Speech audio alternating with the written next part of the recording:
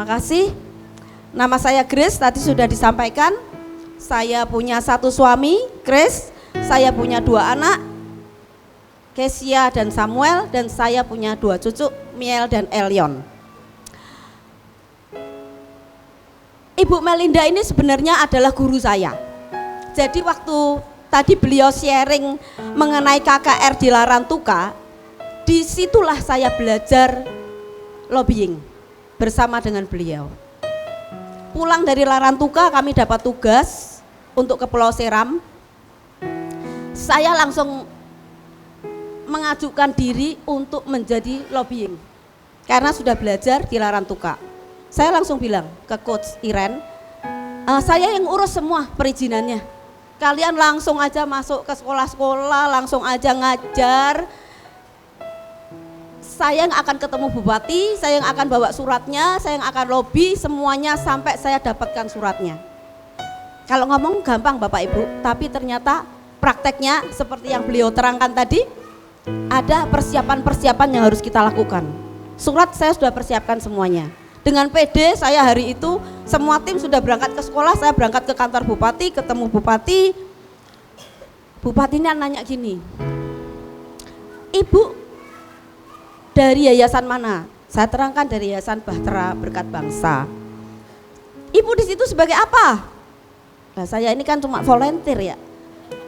Jadi tidak ada tercantum sama sekali di notaris. Saya volunteer Pak, yang membantu untuk mensosialisasikan narkoba karena narkoba ini sangat bahaya. Supaya mereka sedini mungkin mengetahui bahwa narkoba ini berbahaya. Singkat cerita, beliau bilang gini, kasih saya akte notarisnya dari yayasan tersebut. Saya dalam hati saya sudah bahasa roh, sudah gini ya, waduh waktu jalan sama Bu Melinda kok gampang ya. Begitu ngomong langsung diterima, langsung ditanda tangan ya. Ini kok saya kok susah ya Tuhan ya. Ternyata ada kesulitannya Bapak Ibu. Tapi saya bilang oke Pak, saya akan mintakan akte notarisnya. Jadi saya cepetan telepon dengan sekretarisnya Pak Mul, dapat saya notarisnya, saya print di kantor beliau juga, saya minta tolong sekretarisnya untuk print, selesai ngadep lagi, puji Tuhan, langsung ACC.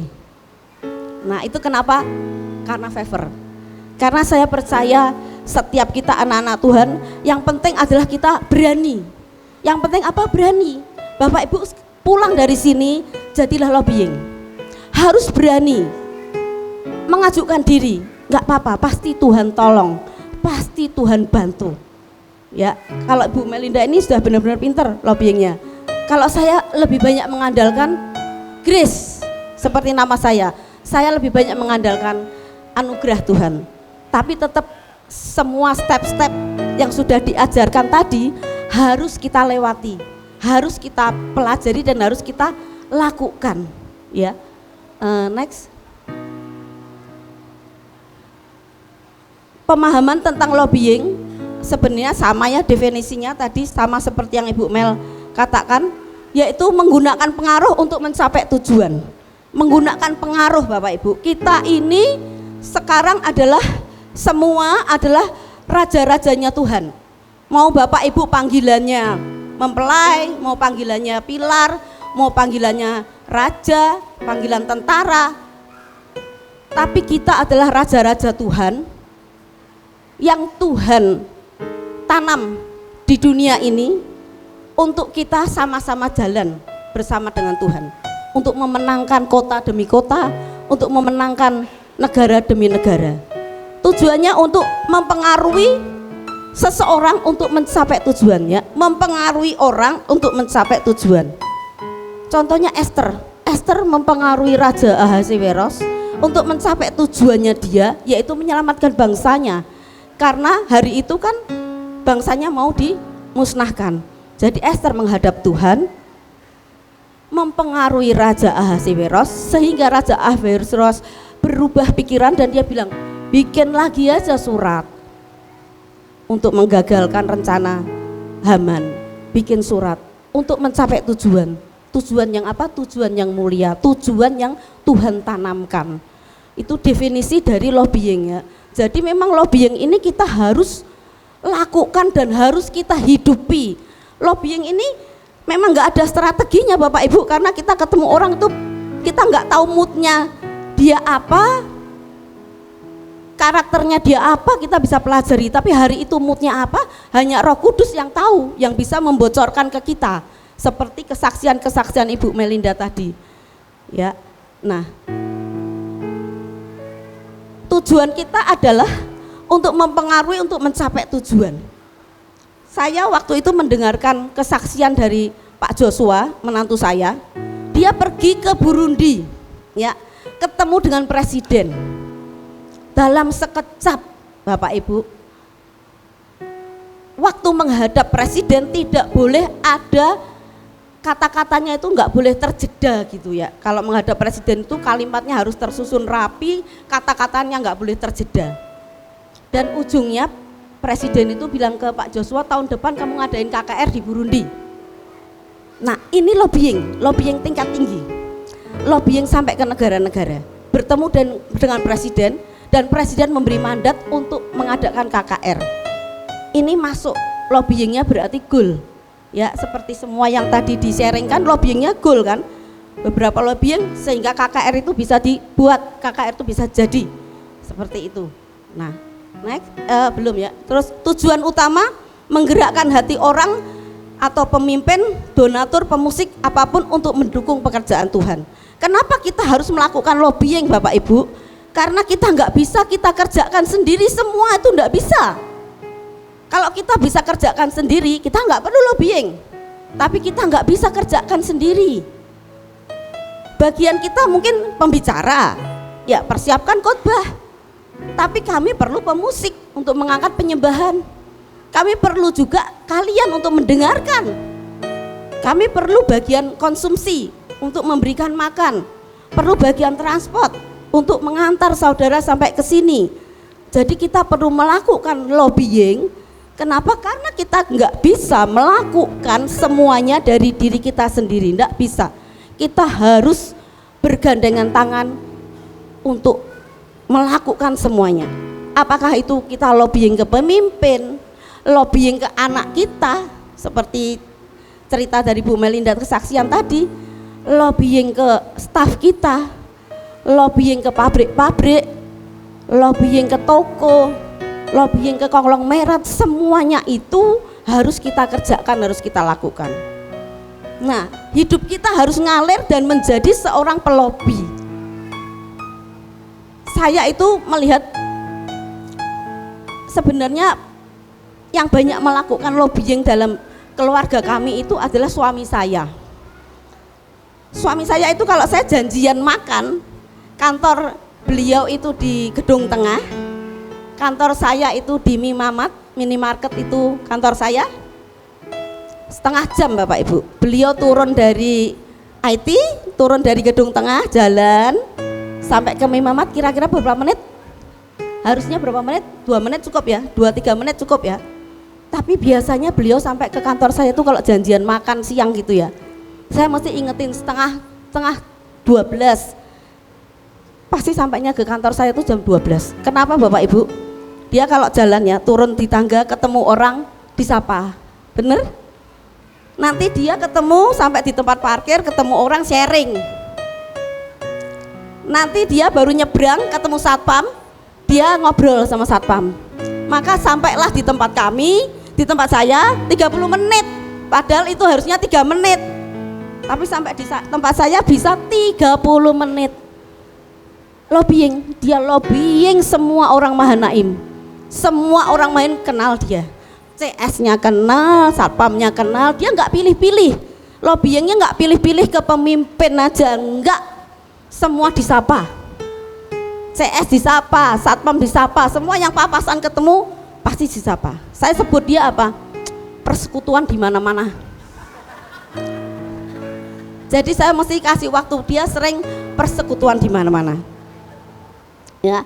Nah, kan yang luar biasa tadi kesaksiannya adalah bagaimana mempengaruhi untuk mengubah pemikiran tadi.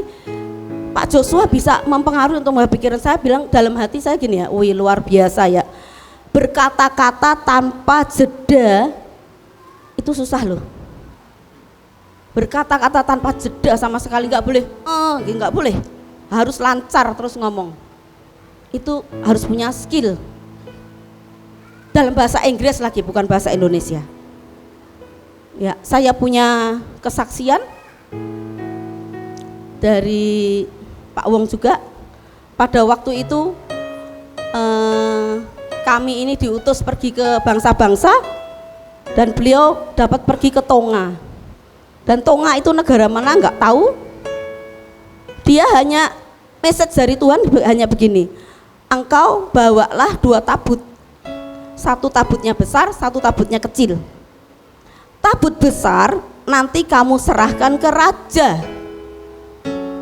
Sudah, message Tuhan cuma seperti itu.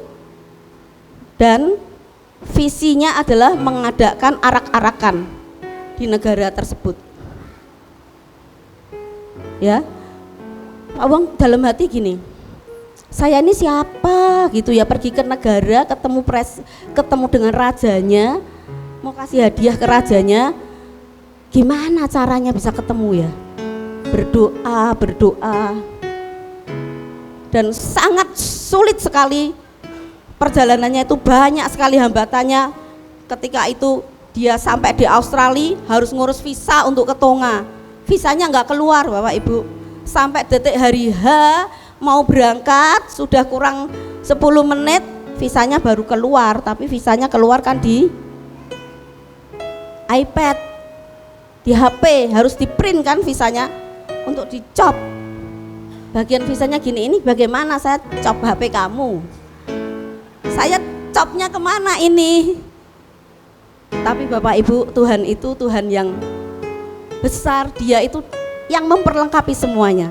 Singkat cerita lolos, terbang ke Tonga. Nah sampai di Tonga, dia kan seneng tadi persekutuan doa, ketemu orang persekutuan doa, ketemulah nggak sengaja ketemu pendoa dari istana. Dia persekutuan doa, dia bilang saya datang ke sini ini membawa misi Tuhan untuk mengajak kalian semua turun ke jalan di jalan Tuhan, karena Tuhan mau berjalan di negaramu. Tuhan sendiri yang di depan yang mau memimpin perjalanan kalian bersama-sama. Tiba-tiba pendoanya ini telepon ke Queen. Pendoanya bilang begini, Queen, the messenger has come. Pembawa pesan Tuhan itu datang. Ternyata mereka itu adalah negara yang takut akan Tuhan, dan mereka berdoa. Waktu mereka berdoa, mereka sudah mendapatkan message bahwa Tuhan itu akan turun di jalanan, berjalan-jalan bersama mereka. Tapi tidak ada satupun rakyatnya yang percaya. Maka begitu disampaikan message-nya sama, langsung itu siaran televisi disiarkan, masuk televisi, langsung diumumkan besoknya semua turun ke jalan. Rajanya turun, mimpin paling depan, anggota kerajaan semua turun, semua pasukan kita semua turun, semua rakyat turun. Satu negara Bapak Ibu arak-arakannya, enggak 10.000 loh, satu negara arak-arakan. Itu kekuatan lobbying. Ya, dan pesan dari Tuhan. Nah, kalau cerita ini kan enak ya. Wah, Pak Joshua ketemu presiden, oke, deal acara KKR.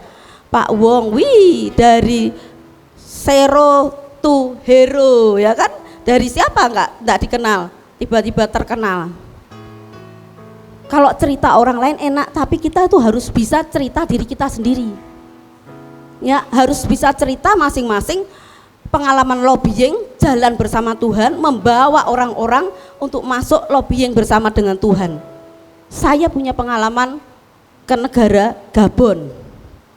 Hari itu saya benar-benar stres, karena Gabon itu Afrika, tidak ada satu orang pun yang mau pergi bersama dengan saya. Enggak ada satupun. Kalau pergi ke Amerika oke, pergi ke Singapura oke, pergi ke Gabon Bu saya dukung doa, ikut pergi nggak? Tidak. Ya nggak apa-apa, saya nangis sama Tuhan, setiap malam saya nangis sama Tuhan. Saya bilang saya nggak berani Tuhan kalau pergi sendiri. Pergi sendirian loh nggak berani, saya ini nggak pinter bahasa Inggris, bahkan nggak bisa. Dan Gabon itu bukan bahasa Inggris, Gabon itu bahasa Perancis. Di situ bahasa Inggris nggak bisa, apalagi khotbah Perancis, wes nggak karu-karuan.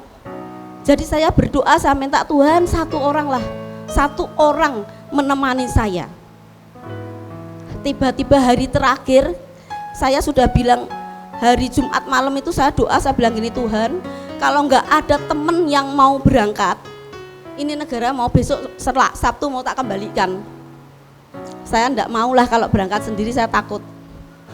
Hari Sabtu semua kan berdiri ya kalau di Mahanaim, nih siapa yang mau mendukung negara ini gitu kan, berdiri.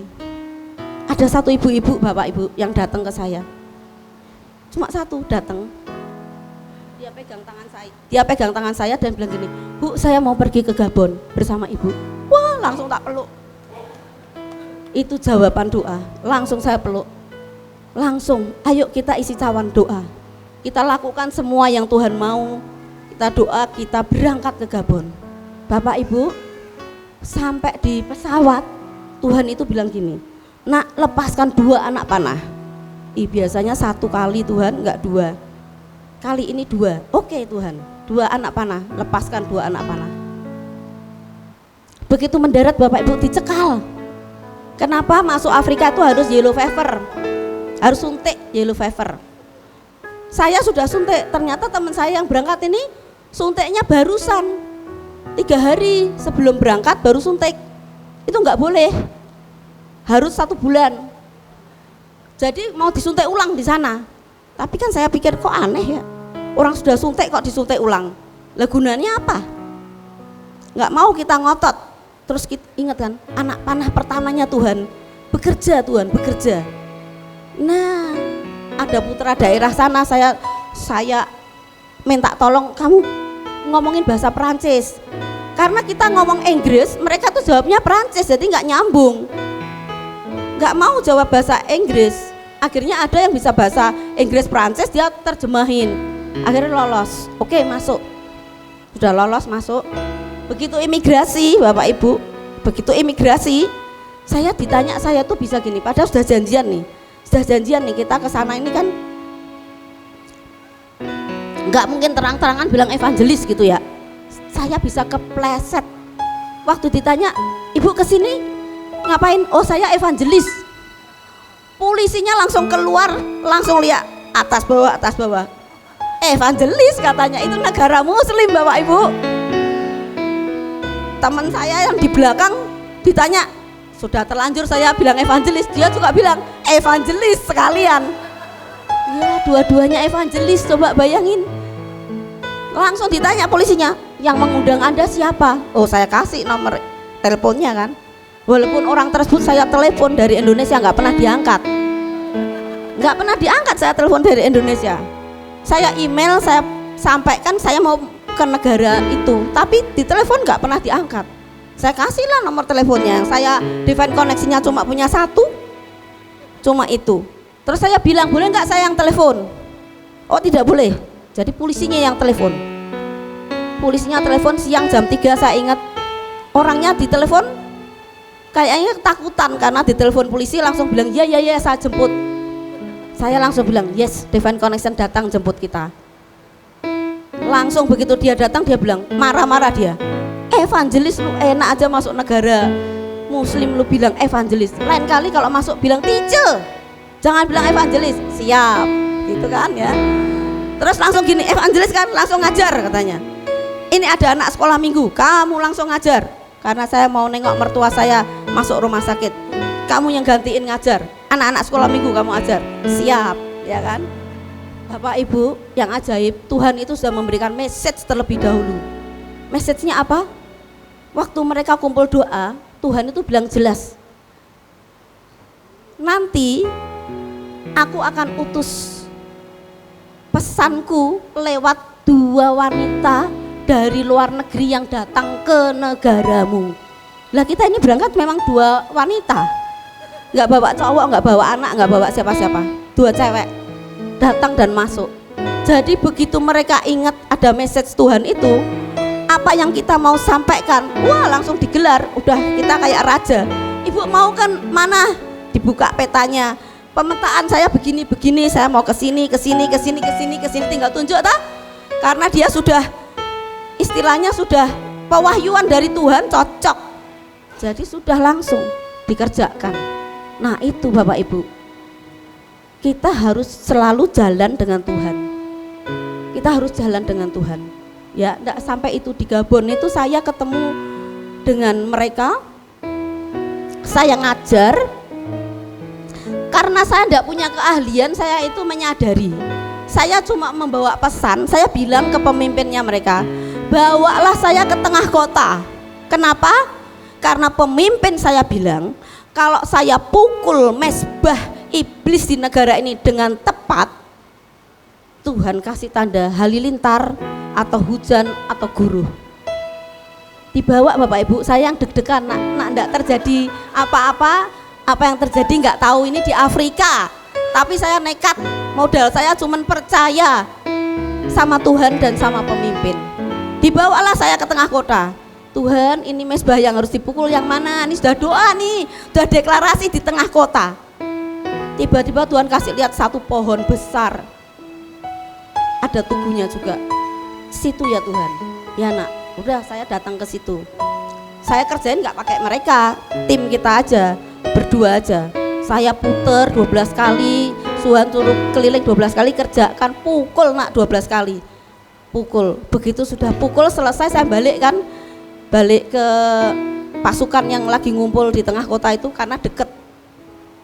Pak Ibu, begitu sudah balik ada kita untung ada tenda ya, halilintarnya 7 kali, dier 7 kali sampai ndredeg semua orang langsung hormat. Padahal saya cuma menyampaikan pesan dari pemimpin saya, kalau engkau lakukan dengan tepat, Tuhan akan kasih tanda. Langsung saya suruh pegangan tangan orang, saya kecil mereka besar-besar semua, takutnya saya didoain sama mereka kan. Pegangan tangan, saya bilang gitu, pegangan tangan semua, tak nubuatin satu-satu. Nah itu entah kekuatan dari mana saya enggak tahu, pokoknya bisa nubuatin satu-satu. Tiba-tiba ada tulisan, ada gambar, saya tinggal ngomong aja. Itu penglihatan yang Tuhan kasih. Enggak sampai situ Bapak Ibu, Tuhan kasih bonus. Hari itu saya ke Gabon, dititipin negara sama teman saya, titip ya negaraku, tolong sekalian dipatok. Siap. Negaranya harus nyebrang pulau. Saya beli tiket, Tuhan sudah bilang gini, belilah tiket yang termahal. Ih ngapain Tuhan beli tiket yang termahal, cari yang murah. Beli tiket yang termahal. Oke, udah nurut aja. Beli tiket yang termahal. Dari Gabon saya pergi terbang ke Sao Tome. Harusnya itu 1 jam mendarat. Saya lihat jam, sudah 1 jam. Kok belum mendarat ya? Tiba-tiba pesawat oleng, greng, mendarat di sawah. Saya intip, loh kok sawah Tuhan? Saya nggak turun lah ya Tuhan, salah ini salah mendarat Tuhan. Ya nggak turun. Pilotnya keluar, sorry katanya kan. Oh kok salah ya, oh, terus masuk lagi 5 menit, masuk lagi, terbang lagi. Oh iya nanti berarti kira-kira 15 menit 10 menit turun ya, turun mendarat lagi ke tempatnya yang benar kan, mendarat yang benar. Bapak Ibu begitu terbang lagi, lah terbangnya kok 1 jam lebih. Saya sudah langsung dek, wah ini harusnya turun ini tadi yang di sawah-sawah tadi. Terbang lagi, begitu terbang 1 jam lebih, 1,5 jam mendarat, saya baca Bandara Internasional Malabo. Loh kok Malabo? Saya mau pergi ke Sao Tome. Itu Malabo tulisannya. Waduh, Malabo itu ternyata ibu kota Guinea Ekuatoria. Wah, ini gimana ini? Mendarat bener, begitu imigrasi visa. Ya, tak kasih Sao Tome visanya. Diomel-omelin saya.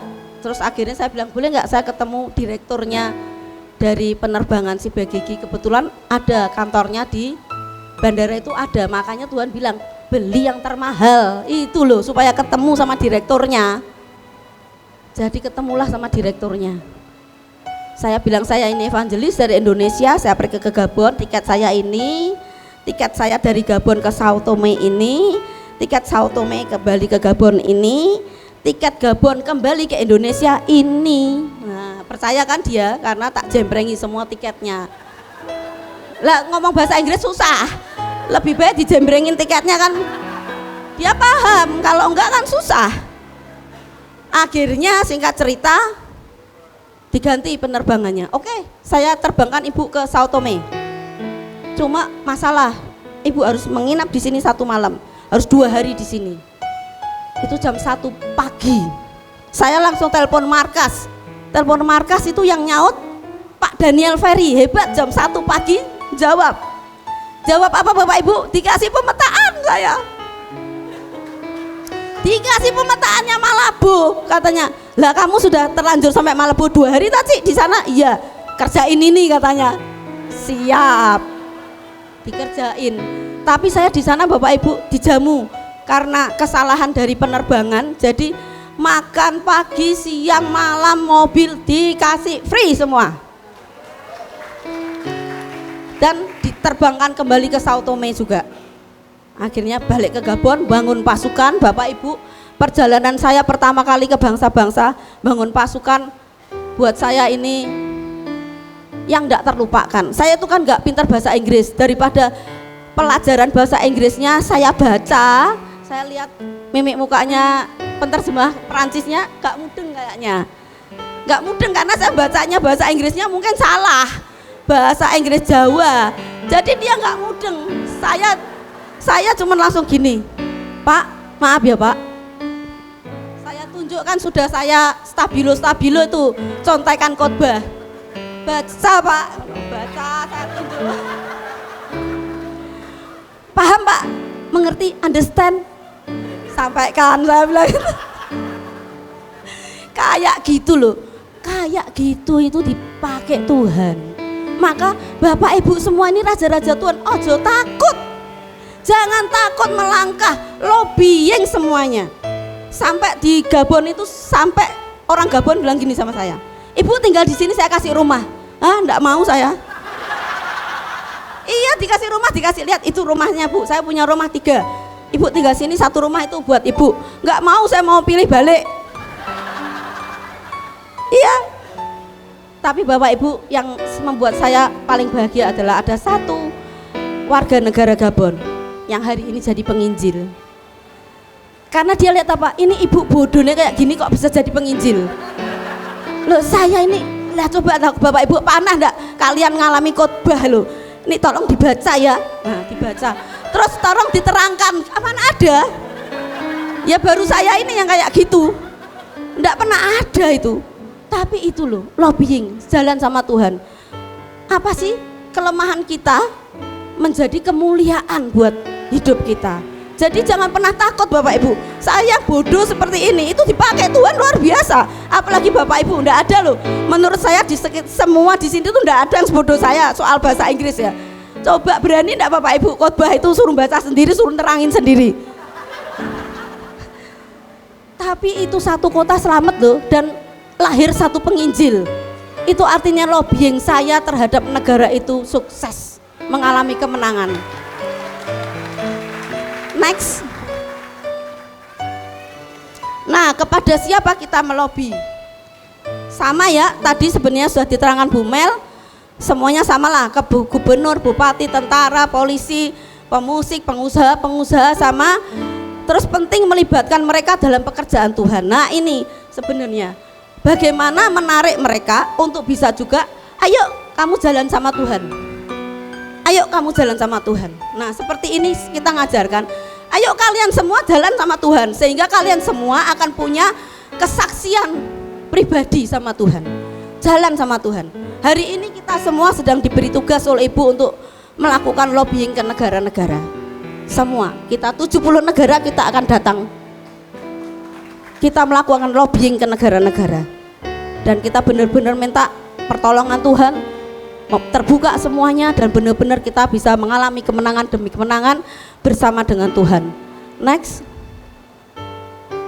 step lobbying. Sebenarnya sih strategi lobbying itu enggak ada ya Bapak Ibu.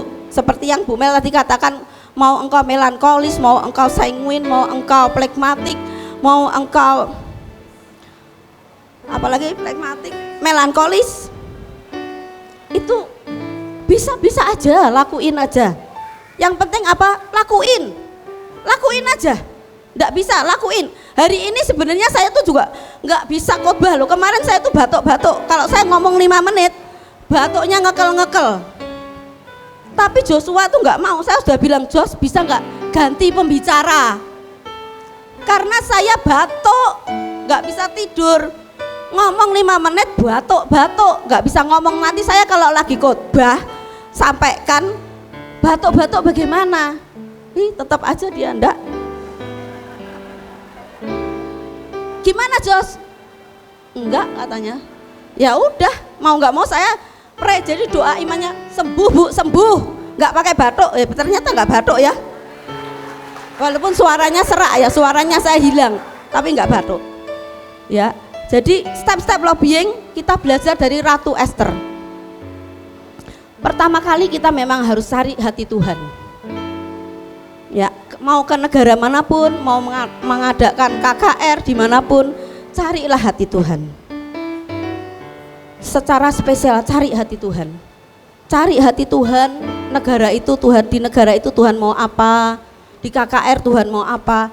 Cari hati Tuhan, masuk dalam kedalaman, masuk dalam keintiman bersama dengan Tuhan. Cari kedalaman.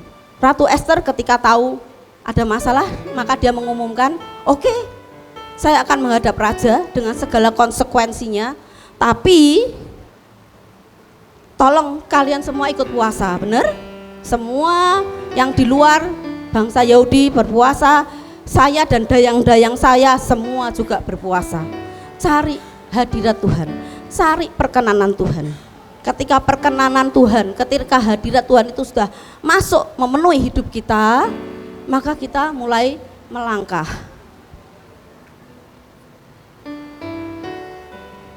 Ya, next. Nah, maka kita mulai melangkah. Waktu Esther sudah cari perkenanan Tuhan, Esther mulai melangkah. Esther mulai belajar untuk ketemu dengan raja. Di hari ketiga dia ketemu raja dan tongkat perkenanan itu terulur. Kenapa? Karena perkenanan dari Tuhan sudah turun terlebih dahulu. Jadi perkenanan manusia, perkenanan Tuhan itu di atas perkenanan manusia. Jadi ketika Tuhan sudah berkenan, jangan takut, hadapi aja. Seperti saya waktu ketemu Bupati di Seram, ya nggak takut, karena saya memang bukan mau sombong, cuma kepengen ngelakuin aja, kepengen membantu aja. Jadi perkenanan turun, tongkat itu terulur, ya. Dan Ratu Esther belajar loh, seperti yang tadi Bu Mel sampaikan, dia memberikan jamuan ke raja itu tidak 1 kali tapi 2 kali. Kenapa ratu itu sedang menyelidiki? Musuhnya itu Haman. Haman itu seperti perdana menteri, punya kekuasaan yang tinggi. Ya, dan Haman ini dia adalah musuh dari bangsa Yahudi, dan posisinya raja saat itu sedang melakukan lobbying terhadap Yunani, tetapi lobbyingnya itu ditolak. Jadi sebenarnya raja ini posisinya lagi galau, lagi nggak enak hatinya. Jadi Esther ini benar-benar melakukan lobbying yang sangat luar biasa. Dia tidak ketemu, sudah langsung ketika ditanya kamu mau apa, setengah dari kerajaan juga aku berikan. Nggak ngomong loh, masih tahan tiak suasana. Sampai akhirnya Esther mengemukakan. Dan kuncinya adalah karena raja dan Haman tuh dua-duanya nggak tahu kalau Esther itu Yahudi. Ya kan, kalau tahu mungkin Raja Ahasiweros di awal juga nggak mau kasih Haman surat, bisa aja, tapi nggak tahu. Dan Haman juga nggak tahu kalau Esther ini bangsa Yahudi. Jadi ketika mereka berhadapan, akhirnya dibongkar semuanya. Lah raja ini kan berpikir, ternyata Haman ini kurang ajar ya, mau membunuh istri saya. Benar? Karena kan Esther Yahudi. Kan Haman suratnya itu mau membinasakan semua bangsa Yahudi. Lah Esther kan Yahudi. Raja lihat bahwa ternyata Esther adalah keturunan Yahudi. Ya makanya Haman langsung disulakkan.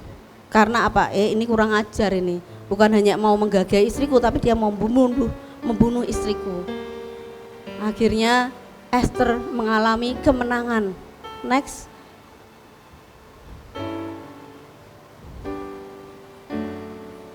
Ini maksudnya di dalam waktu Tuhan kita jangan pernah takut ya.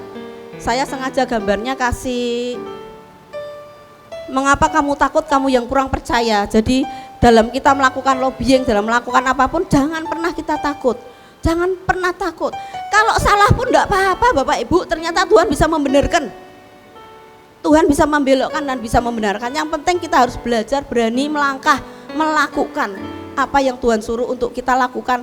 Melobi terus karena hidup kita ini sebenarnya adalah memang harus melobi terus. Ya, next. Sampai akhirnya Esther itu next. Ya ini tadi perjamuan makan yang 2 kali, next. Sampai Esther mengalami kemenangan.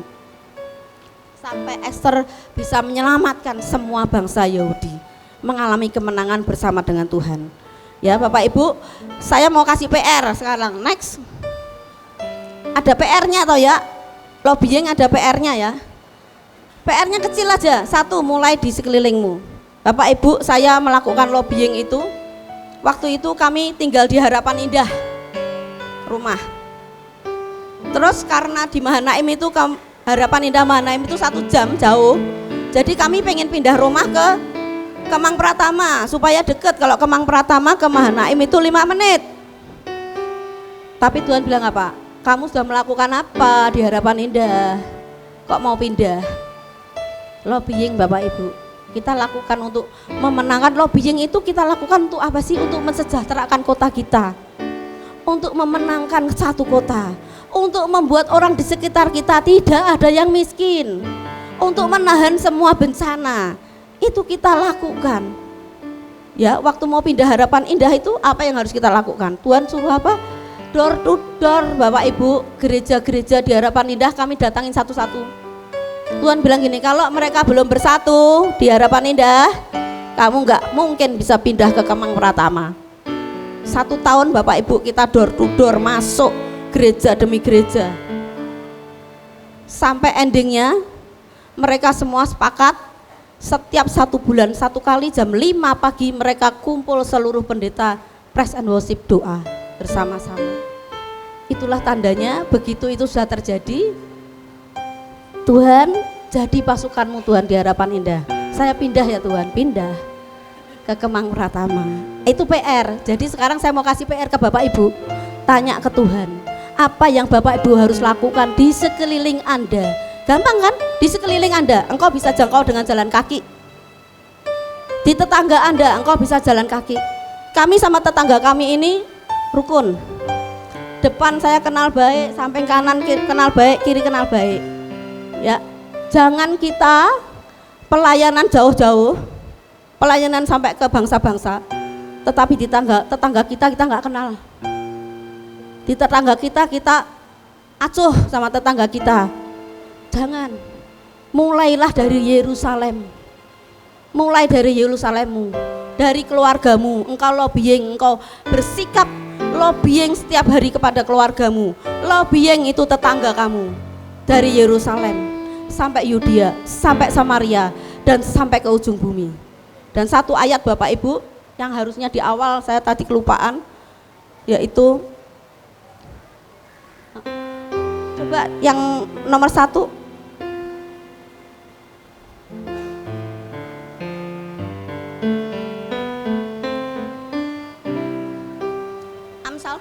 Amsal 21 ayat 1 Bapak Ibu. Ini yang Tuhan taruh di hati saya mengenai lobbying, bahwa kita adalah hati raja seperti batang air di dalam tangan Tuhan, dialirkannya kemana Tuhan mau. Hati kita semua raja-raja, hati kita itu ada di tangan Tuhan. Dan Tuhan akan alirkan kemana? Kemana yang Tuhan mau. Tuhan akan alirkan hidup kita. Kita mau lobbying kemana? Kita tanya Tuhan, akan dialirkan, akan dialirkan, akan dialirkan. Dan akan membawa kemenangan demi kemenangan sampai ke bangsa-bangsa. Semuanya akan Tuhan pulihkan, semuanya akan Tuhan buka. Tidak ada pintu yang tertutup, tapi semuanya akan jebol, semuanya akan terbuka. Karena hati kita di tangan Tuhan dan dialirkan kemanapun Tuhan mau. Terima kasih, semoga memberkati.